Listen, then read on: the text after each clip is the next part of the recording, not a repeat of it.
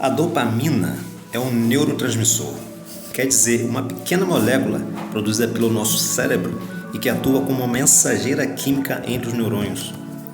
Uma de suas principais funções é gerar entusiasmo. Quando você obtém um prazer ou uma recompensa, muitas moléculas de dopamina são liberadas. E é essa descarga de dopamina que te motiva a buscar a repetição daquela experiência agradável.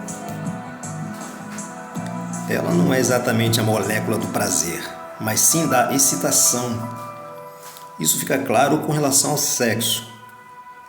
É noite e você está numa festa. Depois de algumas horas de monotonia, eis que chega aquela pessoa muito atraente. Você nunca viu antes e passa a desejá-la intensamente. É a dopamina que te impulsiona a ir falar com ela, a fazer aquela abordagem. Você está animado, entretanto, isso não significa que a conversa será de toda agradável e nem mesmo o sexo que vocês eventualmente poderão fazer será necessariamente prazeroso. Pode ser até bem decepcionante. No fim das contas, houve excitação, houve entusiasmo, mas não necessariamente prazer. Às vezes é até o contrário. Encontramos uma pessoa nova, começamos a conversar sem empolgação, mas as coisas começam a fluir. E quando é hora de ir embora, você percebe que aquela foi a melhor noite que você já teve nos últimos, 5 meses ou mais. Desta vez não houve grande entusiasmo, mas aquele encontro foi muito satisfatório. Foram outras substâncias, que não a dopamina, que dessa vez inundaram o seu cérebro, que tornaram aquele momento de conversa muito agradável. Mas a dopamina estava lá, de forma moderada. No outro dia, você vai ter o desejo de encontrar aquela pessoa outra vez. Agora sim já é a dopamina atuando de forma soberana.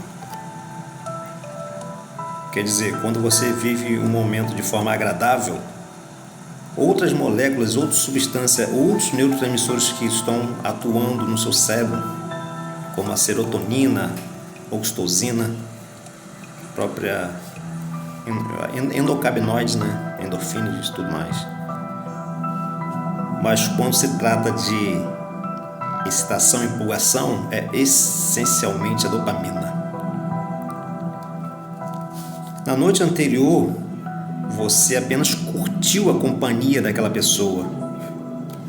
Simplesmente viveu o momento sem nem mesmo pensar no futuro. Nem sentiu o tempo passar tão rápido. No dia seguinte, as coisas são um pouco diferentes. Você já começou a pensar no próximo encontro, a imaginar coisas, criar algumas expectativas. Cada vez mais você fica empolgado com o próximo encontro. O efeito da dopamina é excitante, estimulante. Ela é a molécula das projeções. Ela flutua acima da realidade. Palavras do próprio autor, É uma substância sempre capaz de evocar algo melhor. Muito frequentemente, este algo melhor não passa de uma fantasia. Fecha aspas aí para o autor. Então, quando você encontra aquela pessoa maravilhosa, que você curtiu o momento e no outro dia você começa a fazer projeções, a fantasiar, vamos dizer assim, Isso aí já é o efeito da dopamina. É a dopamina que conduz aqueles relacionamentos apaixonados, Que não necessariamente essas paixões nem sempre viram amor, aquele amor mais duradouro, mais substancial, vamos dizer assim, Mas por que é assim? Por que é assim, Por que somos assim? Quer dizer, é assim porque fez-se necessário ser assim. Em termos evolutivos, ter desejo é indispensável para a sobrevivência de uma espécie. Há recursos que não temos, mas dos quais necessitamos.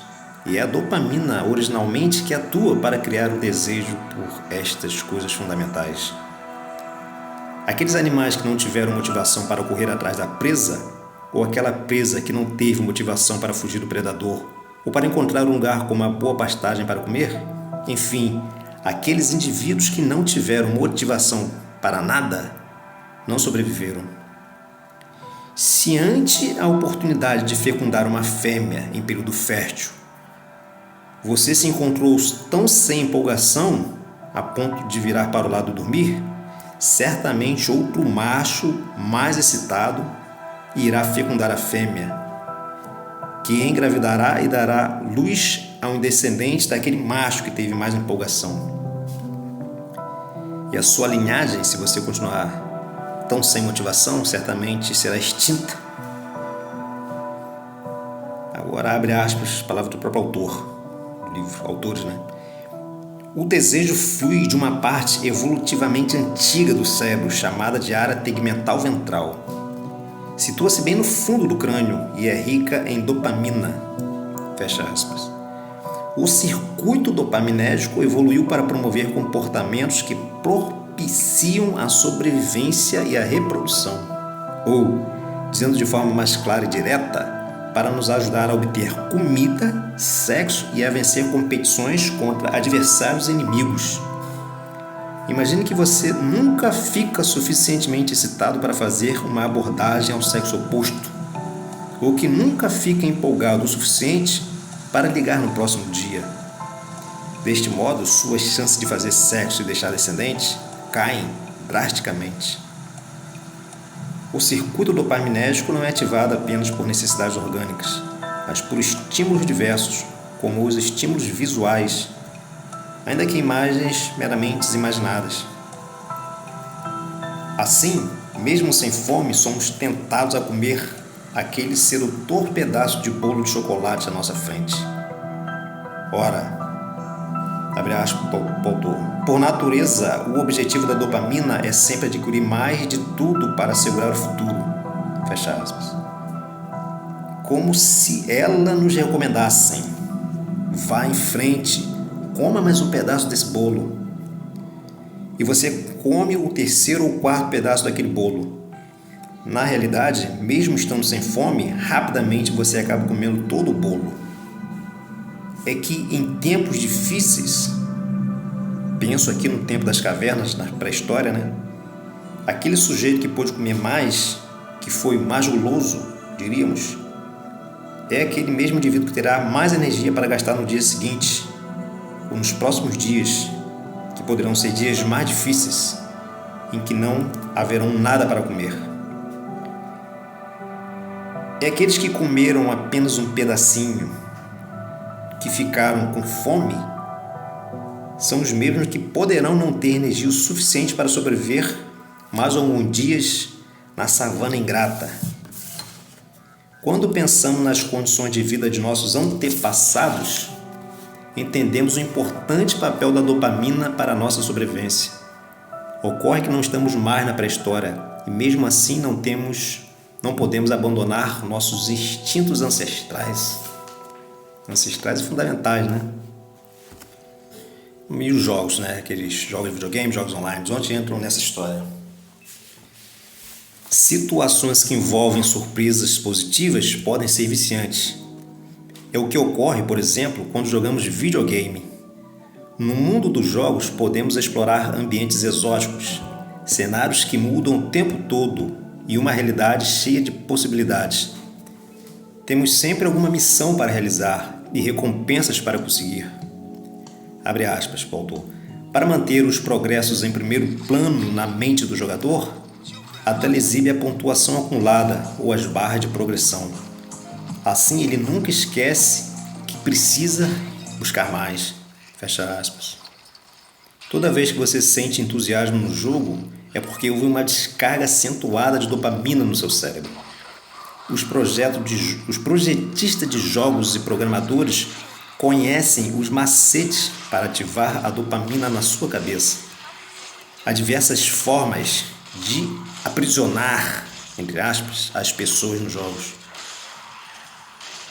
Palavras do autor dessa vez aí. Os jogos online estão sempre coletando informações sobre os jogadores. Quanto tempo jogam, quando desistem, que tipo de experiência os fazem jogar por mais tempo, o que os faz desistir, etc. Fecha aspas. Se, por exemplo, jogamos um jogo em que procuramos baús premiados entre baús não premiados, podemos ficar frustrados ao longo das fases e desmotivados em continuar no jogo se não conseguimos encontrar nenhum prêmio. Por outro lado, se encontramos muita facilidade em encontrar prêmios, também perdemos a empolgação e paramos de jogar. Diríamos que o jogo não pode ser muito fácil ou previsível, nem tão difícil ao ponto de nossos esforços jamais serem recompensados. Se nossos esforços nunca são recompensados, tendemos a desistir. Se for coisa fácil demais, também perdemos a motivação. É assim que atua a dopamina, né? Constatou-se, com relação aos jogos aí, constatou-se que há uma taxa ideal de distribuição de baús premiado ao longo de um jogo para nos deixar fissurados em continuar. Que número é esse? Pesquisas mostram que a taxa com maior percentual viciante é 25%. Quer dizer, tendemos a ficar fissurados no jogo se encontramos um baú premiado em cerca de 25% das vezes, desde que distribuído de forma relativamente randomizada, né? Isso não quer dizer que os outros 75% dos baús devam necessariamente estar vazios. Na realidade, convém colocar algumas recompensas de menor valor em alguns deles. Pequenas surpresinhas agradáveis. Talvez uma moeda menor, talvez uma nova mira para o seu rifle, talvez um par de óculos de sol que deixará seu personagem online com uma aparência mais deslocada. São palavras do próprio autor, né? Ou talvez algo tão poderoso que abra maneiras inteiramente novas de interagir com o jogo. Fecha aspas para o autor. De acordo com o teórico dos jogos, Tom Chatfield, uma recompensa como essa, uma grande recompensa, né? Como essa, deve ser encontrada em apenas 1 entre 1000 baús de tesouro.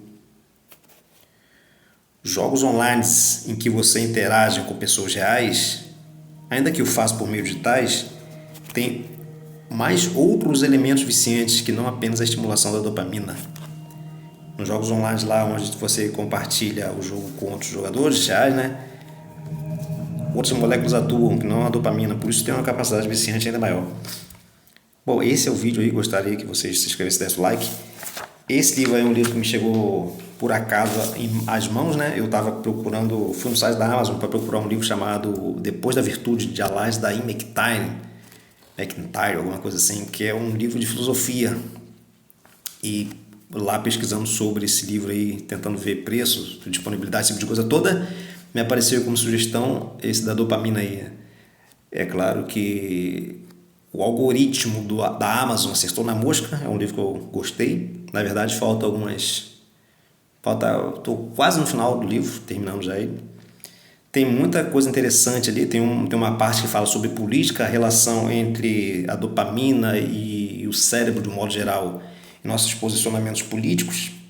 Será que o quanto que nossa personalidade política é determinada em termos fisiológicos, vamos dizer assim, né? Questões bem interessantes que podem trazer esclarecimentos para a nossa compreensão da realidade. Por que não conseguimos? Por que nós, em sociedade, nos dividimos em tribos, em grupos, de muito raramente conseguimos nos entender, né?